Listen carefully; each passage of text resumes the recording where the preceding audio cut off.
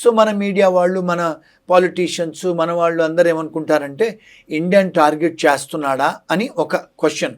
ఎందుకంటే ఎఫెక్ట్ మన మీద ఎక్కువ పడుతుంది కనుక. ఎగ్జాక్ట్లీ. ఇంకోటి మోడీకి ఆయనకు మధ్య కూడా కొంచెం చెడినట్టు కనబడుతుంది. ఒకప్పుడు మంచి ఫ్రెండ్స్ లాగా ఉండేవాళ్ళు, ఇప్పుడు కొంచెం చెడినట్టు కనబడుతుంది. అంటే ఈయన ఏంటంటే మా మా అధ్యక్షుల వారు, ఆయనకి ఎవరు ఫ్రెండ్స్ లేరు, ఆయనకి ఎవరు ఎనిమీస్ లేదు. ఆయన ఓవర్ నైట్ డిసిషన్ తీసుకుంటారు. ఆయనకి ఇష్టం లేకుండా ఎవరైనా ఏదైనా చేస్తే డిసిషన్ తీసేసుకుంటారు ఆయన. ఎందుకంటే ఆయన వాళ్ళ పార్టీ వాళ్ళని కూడా సంప్రదించారు ఆయన. ఎందుకంటే ఆయన మొదటి నుంచి రాజకీయవేత్త కాదు, వ్యాపారస్తుడు. ఒక కౌన్సిలర్ అయింది లేదు, ఎమ్మెల్యే అయింది లేదు, ఎంపీ అయింది లేదు. ఆయన నేరుగా 2 సార్లు ప్రెసిడెంటే అయ్యారు ఆయన.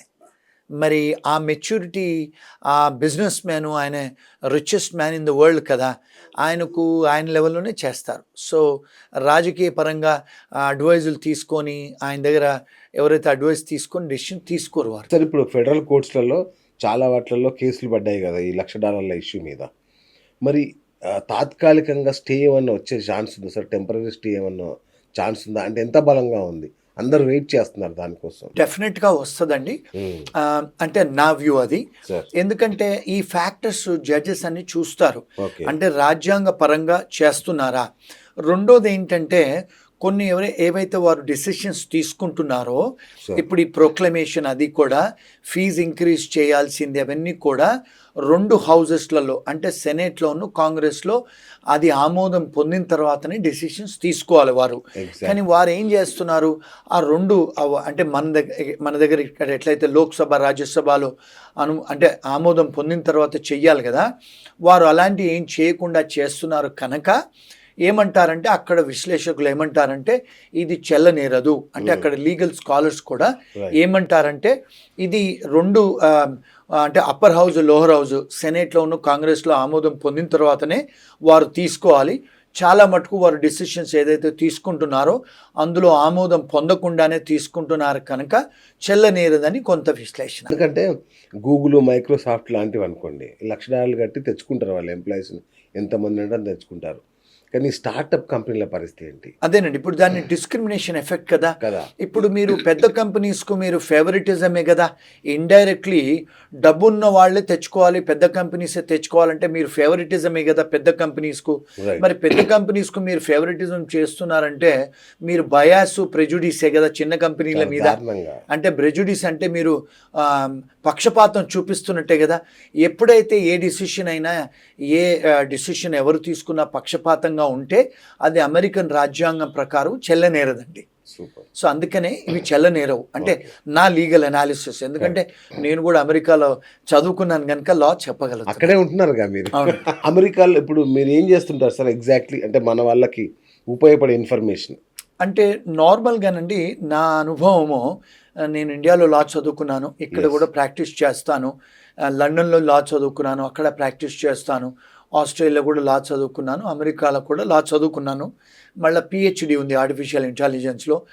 నేను కొన్ని కన్సల్టింగ్ కంపెనీస్ కూడా అడ్వైస్ చేస్తూ ఉంటాను. మా ఫర్మ్స్ ఏంటంటే ఎవరైతే ఎన్ఆర్ఐస్ ఉంటారో వాళ్ళకి ఏదన్నా ఇబ్బందులు కలిగితే, అంటే ఇప్పుడు మ్యారేజ్ ప్రాబ్లమ్స్ అయినా, లేకపోతే ఎంప్లాయ్మెంట్ ప్రాబ్లమ్స్ అయినా, వీసా ప్రాబ్లమ్స్ అయినా, ఏ ప్రాబ్లమ్స్ అయినా వాళ్ళకు మేము సూచనలు, సలహాలు ఇస్తూ ఉంటాము. ఎస్పెషల్లీ తెలుగు వాళ్ళు ఫోన్ చేస్తూ ఉంటారు మాకు, ఎందుకంటే వాళ్ళకు కంఫర్టబుల్ ఫీల్ అవుతారు తెలుగులో అడిగితే అని. మేము అందరిలాగా ఏదో $500 తీసుకొని సూచనలు, సలహాలు ఇవ్వము. చాలాసార్లు కూడా ఫ్రీగా ఇస్తాము. ఇచ్చి వాళ్ళకి ఏదైనా కూడా ప్రాబ్లమ్స్ హెల్ప్ చేస్తాం. రెండోది ఏంటంటే ఇక్కడ అర్థం చేసుకోవాల్సింది మీ ప్రేక్షకులు, ఇప్పుడు మీరు ఒక ఇండియన్ అడ్వకేట్ దగ్గరికి వెళ్ళారు అనుకోండి ఒక విడాకుల గురించి, వాళ్ళు ఇండియాకు సంబంధించిన లా ప్రకారమే అడ్వైస్ చేస్తారు. ఇప్పుడు ఎవరన్నా మీరు యుఎస్ లా దగ్గరికి వెళ్ళారనుకోండి, మీరు ఒకవేళ హస్బెండ్ అండ్ వైఫ్ అమెరికాలో ఉంటున్నారు, టెక్సస్లో, భార్యాభర్తలకు వాళ్ళకు విడాకుల ప్రాబ్లం అవుతుంది, పిల్లలు ఉంటారు, అక్కడ ప్రాపర్టీస్ ఉంటాయి, ఇక్కడ ప్రాపర్టీస్ ఉంటాయి. ఎవరైనా మీరు టెక్సస్లో అమెరికన్ అటార్నీ దగ్గర పోతే ఆయన అమెరికన్ లా ప్రకారమే చెప్పగలుగుతాడు.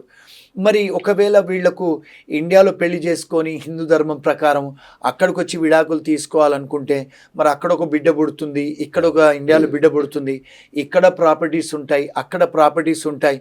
మరి ఏ కోర్టులోకి వెళ్ళాలి?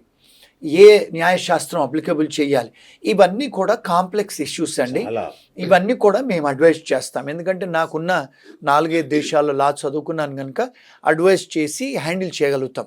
అంటే ఇవన్నీ క్రాస్ కంట్రీ జ్యూరిస్డిక్షనల్ ఇష్యూస్ అంటారండి. అలాగే ఇంగ్లాండ్లో కూడా మా ప్రాక్టీస్ ఉంది, అక్కడి నుంచి క్లయింట్స్ కూడా మేము సలహాలు ఇస్తాం, సూచనలు ఇస్తాం. ఎందుకంటే నేను ఆస్ట్రేలియాలో కూడా లా చదువుకున్నాను కనుక అక్కడ కూడా అక్కడి నుంచి కాల్ చేసిన వాళ్ళకు కూడా సూచనలు, సలహాలు ఇస్తాం. Wonderful sir. అంటే ప్రేక్షకులకి చాలా ఉపయోగపడే ఇన్ఫర్మేషన్, ఎందుకంటే ఇలాంటి ఇష్యూస్తో ఉన్న వాళ్ళు మిమ్మల్ని కాంటాక్ట్ చేయడానికి ఛాన్స్ ఉంటుంది సార్. అవునండి. Thank you. అండ్ ఇంకొకటి సార్, రివర్స్ బ్రెయిన్ డ్రైన్ అంటే అమెరికా వాళ్ళు తెలియకుగా చేశారేమో ఇది అనిపిస్తుంది నాకు. ఎందుకంటే ఇప్పుడు అక్కడ మీరు అట్లా ఇంపోజ్ చేసి ఎవరిని రానియకుండా చేస్తే మళ్ళీ వాళ్ళు వర్క్ అంతా ఇండియాకే పంపిస్తారుగా, ఇది ఇట్లా ఇట్లా అవ్వదా? అది అవుతుంది. ఇప్పుడు ఆల్రెడీ చాలామంది వెనక్కి వచ్చేస్తున్నారు. ఇప్పుడు ముందు ఎవరైనా అక్కడ డిగ్రీలు, మాస్టర్స్ చేసిన వాళ్ళు కూడా మనకు అక్కడ ఫ్యూచర్ లేదని చెప్పి గ్రీన్ కార్డ్స్ ఇప్పటికే 20-25 ఏళ్ళు పెండింగ్ ఉంది, ఇంకా డిలే అవుతుంది. రెండోది ఏంటంటే ఇలాంటి పాలసీస్ వచ్చినప్పుడు కంపెనీస్ కూడా హైర్ చేయడానికి ఉండదు, ఎందుకంటే వాళ్ళ దగ్గర అంత ధనం ఉండదు, డబ్బు ఉండదు. మూడోది ఏంటంటే ఇప్పుడు ఏంటంటే ఎప్పుడు కూడా మీరు చూడలేదు, మీ వ్యూవర్స్కి ఏంటంటే ఇది ఒక న్యూస్, చైనా వాళ్ళు ఇప్పుడు ఆర్టిఫిషియల్ ఇంటెలిజెన్స్ మీద కొన్ని వేల కోట్లు ఇన్వెస్ట్ చేస్తున్నారు. అమెరికాలో ఉన్న కంపెనీస్ని కూడా కొంటున్నారు చైనీస్. ఇప్పుడు ఎప్పుడు కూడా చైనీస్ ఇండియన్ హైటెక్ ప్రొఫెషనల్స్కు వర్క్ పర్మిట్స్ ఇచ్చిన దాఖలాలు లేవు. ఇప్పుడు చైనా వాళ్ళు ఇప్పుడు మన ఇండియన్స్ను ఇన్వైట్ చేస్తున్నారు, జాపనీస్ ఇన్వైట్ చేస్తున్నారు, జర్మనీ వాళ్ళు ఇన్వైట్ చేస్తున్నారు. మన యంగ్ ఇండియన్ ప్రొఫెషనల్స్ని వాళ్ళు వర్క్ పర్మిట్ చేసి పిలుస్తున్నారు వాళ్ళు. అంటే చాలామంది ఇప్పుడు అవుట్ సైడ్ అమెరికా ఆలోచిస్తున్నారు ఇప్పుడు. So that is going to be a reverse brain drain. డెఫినెట్గా జనాలు బయటి కంట్రీస్కి ఆలోచిస్తున్నారు ఇప్పుడు. అంతే కదా సార్. అట్లాగే సార్, ఇప్పుడు ఓపీటీ మీద ఉన్న విద్యార్థులు కానీ, స్టూడెంట్స్ కానీ, ఈ కుటుంబ సభ్యులు H4 మీద ఉన్న కుటుంబ సభ్యులు కానీ, వీళ్ళ పరిస్థితి ఏంటి సార్? వాళ్ళకి ఇబ్బంది కాదా? ఎందుకంటే ఆటోమేటిక్గా ఉద్యోగాలు తగ్గిపోతున్నాయి, ఆటోమేటిక్గా అవకాశాలు తగ్గిపోతున్నాయి. వీళ్ళ పరిస్థితి ఏంటి? చాలా ఘోరమైన పరిస్థితి అండి. ఇప్పుడు ఏంటంటే ఇంతకుముందు ఉద్యోగాలు పోయిన తర్వాత 60 డేస్లో ఇంకొక ఎంప్లాయర్ని ఎత్తుక్కోవాలి. ఇప్పుడు ఏం చేస్తున్నారు ఇమిగ్రేషన్ వాళ్ళు, 60 రోజులు ఎవరికైతే ఉద్యోగం లేదని వాళ్ళకు తెలిస్తే వాళ్లకు నోటీసులు పంపిస్తున్నారు, నోటీస్ టు అపియర్ అని. అంటే వాళ్ళను రిమూవల్, డిపోటేషన్ చేయడానికి వాళ్ళు నోటీసులు వస్తున్నాయి. అంటే ఇప్పుడు భయంకరమైన టైం ఇది. అంటే ఒకవేళ భర్తలకు నోటీసులు వస్తే భార్య పిల్లల్ని కూడా డిపోటేషన్ చేస్తారు. సో ఈ మధ్యకాలంలో మా ఆఫీస్కు చాలా కాల్స్ వస్తున్నాయి అలాంటివి. సో అందుకని జాగ్రత్తగా ఉండాలి. ఎవరికైతే ఉద్యోగం పోద్దో, ఎవరైతే ఎంప్లాయర్లు రివోక్ చేస్తారో వీసాలు, జాగ్రత్తగా ఉండి అక్కడ ఉండి అరెస్ట్ అయ్యి డిపోటేషన్కు మీరు గురి కావద్దండి. మీరు అలాంటి ఏమైనా 60 డేస్లో మీకు ఒకవేళ ఎంప్లాయర్ దొరకకపోతే మీ భార్య పిల్లలు తీసుకొని వెనక్కి రావటమే బెటర్. అది నా సజెషన్ అండి, ఇది లీగల్ అడ్వైస్ కాదు. అంటే ఏదైనా ఉంటే అక్కడ లోకల్ లాయర్స్ని తెలుసుకొని సంప్రదించండి. But you have to be careful నా.